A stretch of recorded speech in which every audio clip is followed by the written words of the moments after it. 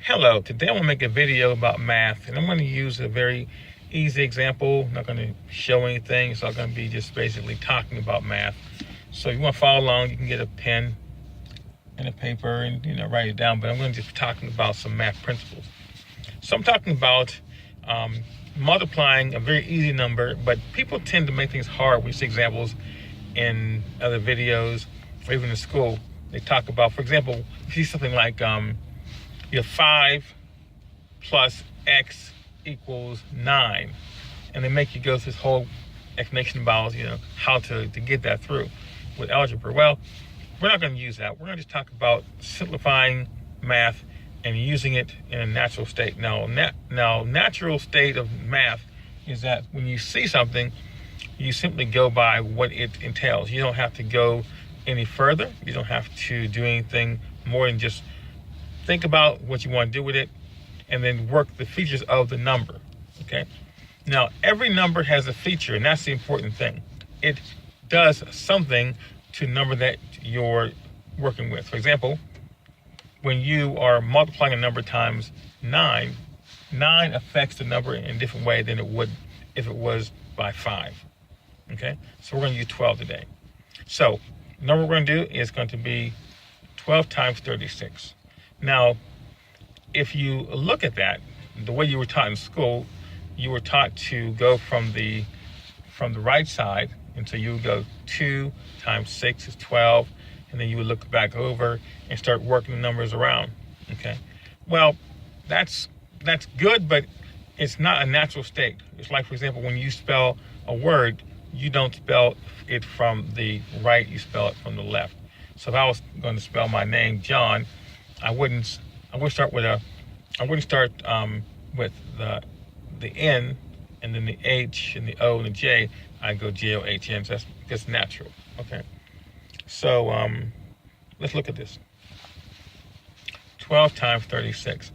And again, you can write it down, and you would write it down by putting down 12 and then 36.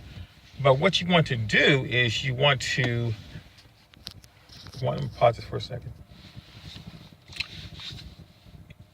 You would look at the 36 as being a number you're dealing with.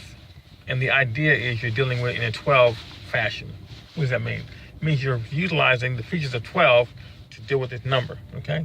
You don't even have to write the 12 down if you don't want to. Right now, we're not going to write anything at all, but you don't have to write anything down except for the answer. So, let's look at 12 as it pertains to 36. First, you ask yourself, what are the features of 12? Well, features of 12 are 1 and 2. Now, it's not 3, but it's 1 time and then 2 times. That's how you deal with any number for 12. Let's look at using a smaller number. Let's use 1, okay? So, 1 times 1 is 1, and 2 times 1 is 2. So now you have a 1 and a 2, you have a 12. Okay, you lay them down. You put down the 1, you put the 2 next to it, and that's 12. So 1 times 12 is 12. Now let's do it 5 times. 5 is 5. 2 times 5 is 10. Okay, now that's base 10 is more than 9. So now what you do is you take the 1 from the 10 and you place it over the 5, make it to a 6, and now you have 60. You have 60, which is 60. So the answer of 5 times 12 is 60. And that's how it works. As easy as that. So now going back to 36, same thing. You simply look at 36 and you say 1 times 36 is 36. Then you say 2 times 36 is 72. Because it's base 10, it's more than 9. You place the 7 into the 36, or you add 7 into 36. Okay, so 36 plus 7 is 43. Left over is the 2. So it's 4, 3, 2 is your answer. Okay, so simple as that. So again, you don't have to write anything down except the answer or speak the answer, because you've looked at a number and you've dealt with it in a 12 way. And that works all across the board, even with a large number. If you were doing a 4-digit number, 5-digit number, it doesn't make a difference.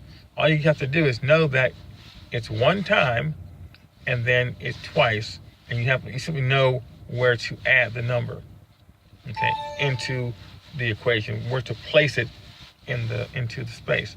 Now, again, you don't have to use large numbers. I mean, in my life, I don't often deal with large numbers. Like, people don't ask me what is 88 times 97. I don't, deal with those big numbers all the time.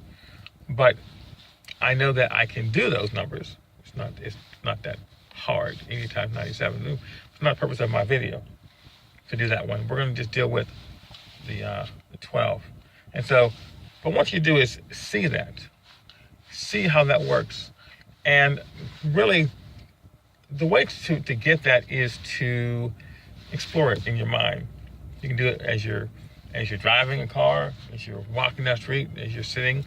I mean, anywhere you are, you can just think of a number and say, okay, I'm going to use the feature of 12 on a number.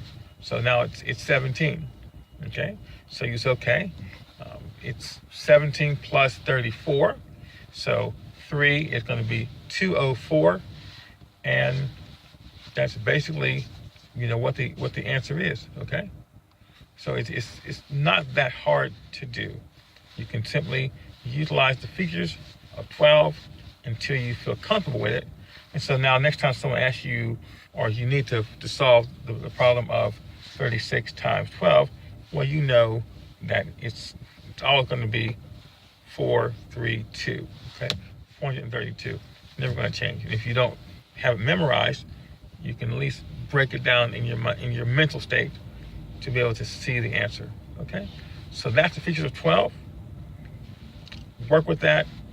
Believe that it will help you, and then take it to the next level. Take it to 13 and 14, and have fun learning your math tables and learning to use math in natural state. Thank you.